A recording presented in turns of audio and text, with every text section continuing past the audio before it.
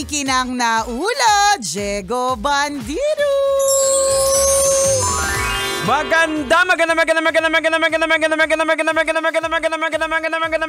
tanghali, kumikinang ina! Nicolia!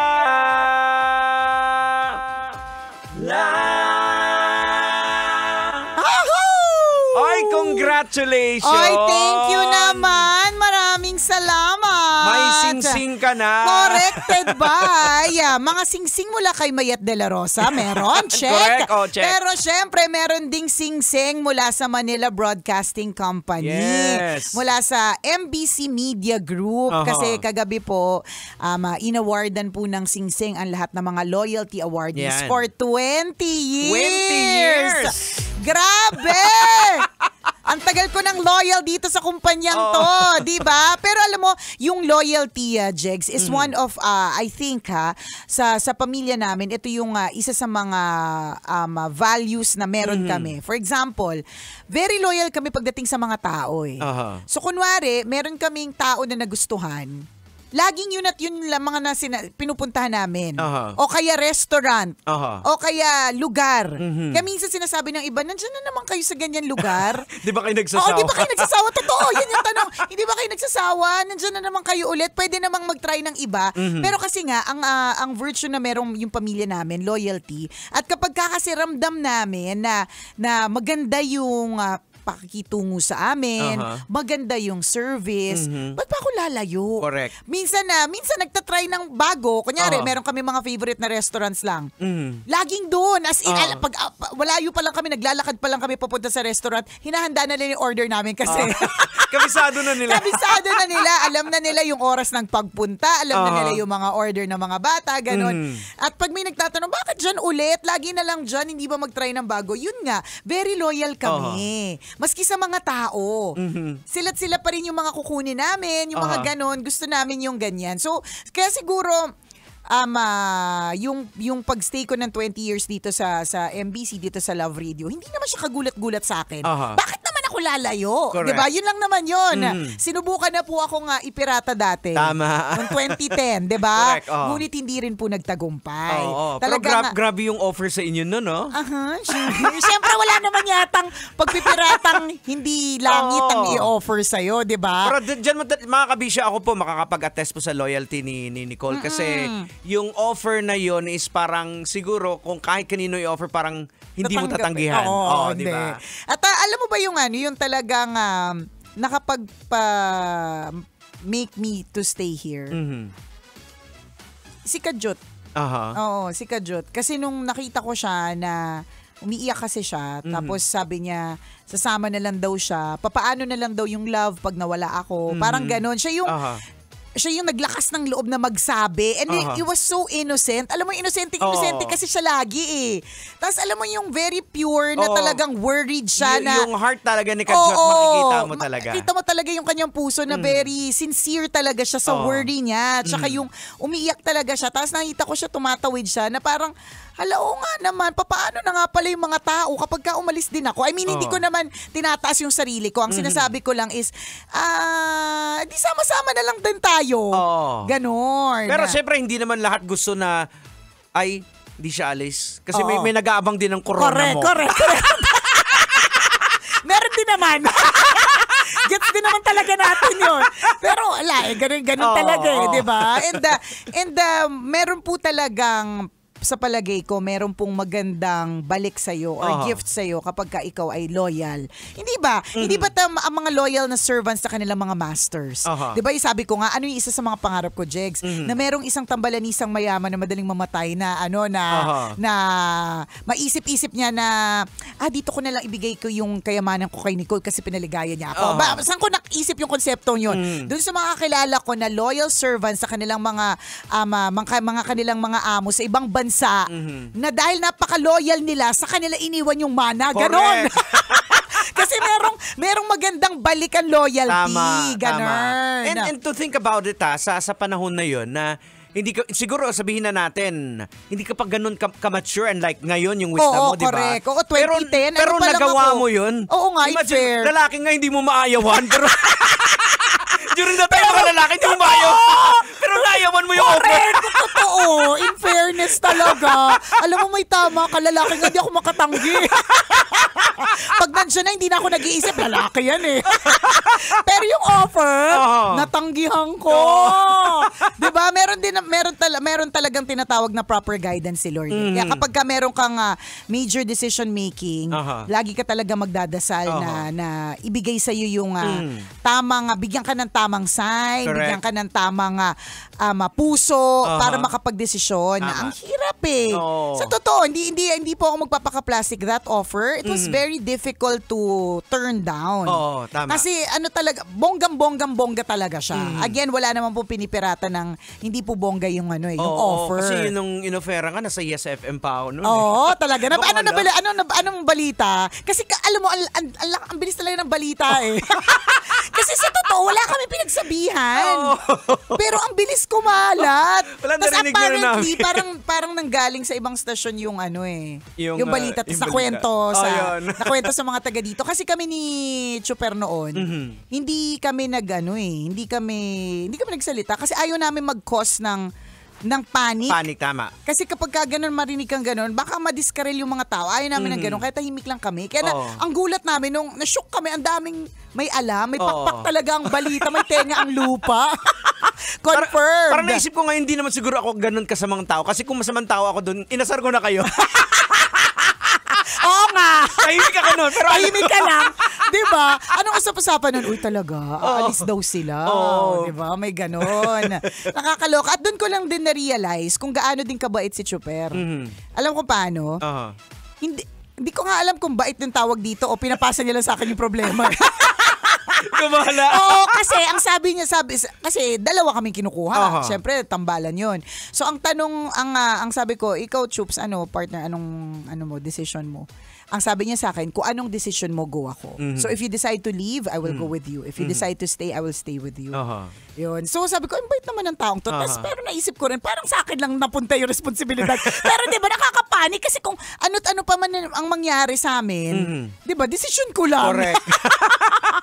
Nakakaloka. Pero yun nga, yan yung isa sa mga decisions in my life na hindi ko talaga ni-regret ever. Wala siyang what if. Correct. Wala akong what if talaga. Promise, the moment that I decided that I will stay in the company, syempre may usap-usap yan eh. Ilang linggo din yan eh. Syempre, kinakabahan din yung mga nandito. Kung mag-stay ba ako o hindi, ganyan. But the moment that I decided, sobrang at peace ako. Yung tulog ko, mahimbing na mahimbing. Talagang alam ko na, kapag tama pala yung desisyon, makakatulog ka pala na mahimbing. Correct. Walang tahimik talaga, promise. Saka well-processed siya sa mo yung ginawa mong desisyon. Tama, di ba? Yung ganun. And yun nga, hindi ko siya pinagsisihan ever. And here we are, di ba? 20 years 14 years later since that pagpipirata thing. But here I am, 20 years later. Correct. Dumadakdak pa rin. Meron na mga DJ na 2 dekadang edad natin. Na difference sa kanila, 'di ba? Correct. Iba na yung linya niya. Correct, iba na yung linya nila, iba na yung lengguwahe, ganyan. But we're still here, 'di ba? Si loyal din tayo dun sa kumpanya nag-aalaga sa atin. Parang loyal ko rin din sa ulo ko, 'di ba? Nung pumasok ako dito, wala na rin akong buhok. Correct. So loyal siya dyan. Kaya sa mga nag-iisip na sponsor ng hair. May time na nagpapatubo ako tapos nagre-reklamo yung mga sa paligid. Oy, tigil mo yan. Tigil mo yan. Di ba? May ganun eh. May loyal sa itsura. Na alam mo na kagad kapag kaganyan kalbo, tapos ganyan yung rim ng glasses, agad-agad Diego Bandido. May mga ganon, di ba? Whatever it is, basta sinasabi lang po namin, anumang klaseng loyalty yan, may balik na magandang yan. Correct. Maganda ang balik niyan sa'yo. And loyalty, nowadays, ang hirap na hanapin yan. Tama. Ang daming, ang bilis maghanap ng magpalit ng trabaho. Correct. Ang bilis magpalit ng jowa. Ganon. So, kaya, nabibilib ka sa mga kumpanya, halimbawa, mga maho-hostingan natin, tapos, ang daming mga matatanda na mga workers. Tapos yung pag nagkwentuhan na ilang generation na Correct. yung naninilbihan sa company na yan. Totoo. Parang nakakatuwa yan eh. Kasi pag sabihin, si ano apelido niyan? Yung lolo niya. Apo niya na to? Diba? Ilang generation Ilang na. generation. At it's also a good sign and a good indication na maganda yung kumpanyang yan. Correct. Kasi i-entrust mo yung anak mo na dito Tama. magtrabaho, Correct. na i-encourage mo, or nakita nila. Hindi mo man sila in-encourage na, dito ka magtrabaho sa kumpanyang ito. Nakita nila kung paano ka inalagaan. Dito Kasi na lang nila sa atin, mismo. di ba? Dito sa company natin, ang dami ng ilang generation na Yes. ng family Correct. ang naninilbihan. Diba? Kaya kung ikaw ay nakakapagtrabaho sa isang ganyang klaseng kumpanya, ibalik nyo po yung magandang serbisyo dun sa company. Kasi trabaho mo yan eh, and it's a career. Kung lalo ang karir mo yan, karirin mo ang karir mo. Ayan, Ganon, diba? Tapos lagi ko sinasabi sa yung mga bata pa, pag sa trabaho, i-consider nyo as second family nyo. Kasi kung i-compute mo, mas mahaba yung oras mo sa trabaho mo. Correct. Hindi ka pwede makipag-away, makipag-irapan. Hindi dapat nakasundo mo yung mga tao. Maayos, ikaw mismo masaya ka. Ang hirap kayang plastika, hindi ka masaya doon sa lugar na pinagtatrabahuhan mo. Diyos ko, mabubulok ka din ng maaga. Ayaw natin ng pagbulok ng maaga, di ba? Tsaka huwag mo tataluhin yung trabaho mo. Wag. Ay, madaming tinamaan. Ay, wag mong taluhin ang katrabaho mo pag team building. Yan. Kaya yung mga team building na yan, minsan nakakakaba eh, di ba?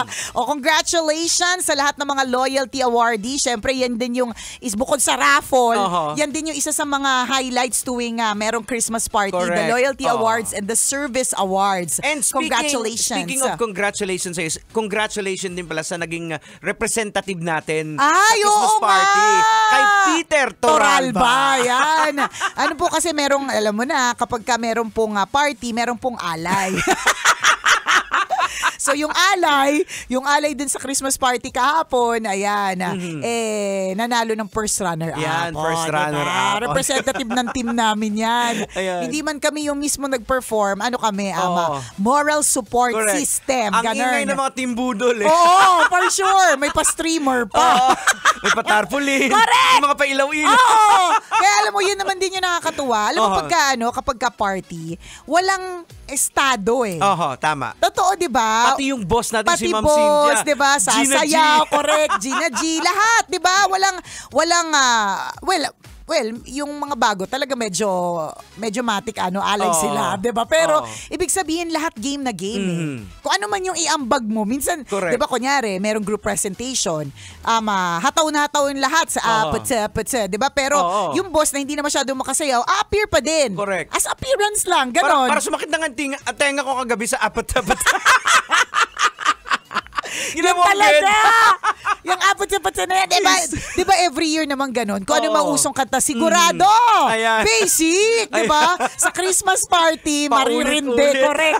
Maririndi ka sa paulit-ulit na pagtugtog. Diba? So bukod sa mga sinoutout natin, yung mga loyalty awardees, service awardees, yung mga inalay sa presentation, yung mga nanalo sa presentation. At higit sa lahat ito, yung top sales. Yeah! Ma'am Evelyn! Baka naman! Ma'am Evelyn Braz, baka naman! Congratulations po, top 1. Congrats, diba? Kaya nga nag-post ako, itong halaman, pinamigay niya po sa amin na halaman. Sabi ko, aalagaan ko to kagaya sa pag-alaga ko sa produkto ng Unilab para lumago. Kaya nga alagang Unilab Yes, diba? Pak na pak. So, Unilab, alam na this. Looking forward to a bongacious 2025 with you all. Yes, Diba? Nakakatuwa yung mga ganun. So, meron pong balik ang hard work. Tama. 'Di ba? Meron pong magandang reward ang hard work. So bukod po sa lahat ng mga sinoutout natin, syempre i-shoutout din natin lahat ng mga mahihinang nilalang na porke nag-Christmas party kagabi, hindi nakapasok today. Ano na? Ano na? Ang hina ng jeans nyo. Ang hina naman. Nakakaloka. Alam mo, natapos ako sa event ko. Basta nakauwi ako kagabi, mga past 1 a.m. But here I am. Buhay na. Pula-pula pa rin yung hasang. Pula ang hasang. nga, di ba? Congratulations. At dun sa mga nakapasok na mga malalakas at matitibay. Ayan, yun yung sinasabi natin na may alam nyo, at one point in your life, merong reward yung hard work na yan. Diba? And of course, itong trabaho na meron po tayo, dapat po talaga inaalagaan po natin ito kasi it's a gift eh. Tama. Ito po yung dahilan kung bakit nakakakain po yung pamilya natin. Ito yung dahilan kung bakit nakakapag-aral yung mga anak natin, diba? So, alagaan po natin ang trabaho na meron tayo. Tama. Ayan. At syempre, alam mo kung sino pa isa-shoutout ko, Jens! I-shoutout ko dahil nagse-celebrate ng kanyang 24th birthday today. Sana all 24. Sana all 24. Una, shoutout kay Papa Leo Bungaling of LB Lending Corporation. Boss Leo! Staff niya to, si Ace Rigor Sayat. Ayan, happy birthday. Happy birthday, Ace Rigor. Yan, dahil ikaw ay may birthday today, ikaw ang pinaka-fresh, ikaw ang pinaka-sariwa, ikaw ang pinaka-pogi. Correct. Yan, ng LB Lending Corporation. Happy birthday, Ace! Happy birthday! See you tomorrow! Uy, nakatutok, napakagaling na stylist. Ay! Si Drew Menor. Ay, si Drew! Drew, baka naman. Lahat na lang. Stylist na para si Drew. Oo. Sinong Drew ba yung akala ko yung kasabay ko training sa snatching. Ay, iba yun.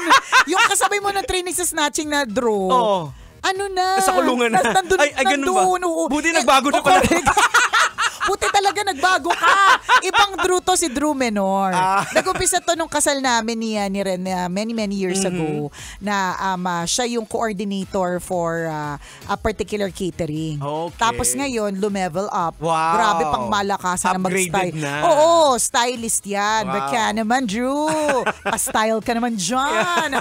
Ingat po kayo ha, lahat na bumabiyahe ng ganitong oras. Nakikinig sa atin sa iba't ibang mga sasakyan. Magandang tanghali. Oras natin, 12:39. Ako pong kumikinang na ulo, Diego Bandido. At akong kumikinang ina mo, Nicole Liala. Kailangan pa pang i-memorize yan? Basic! Ramdam na ang Pasko sa Love Radio.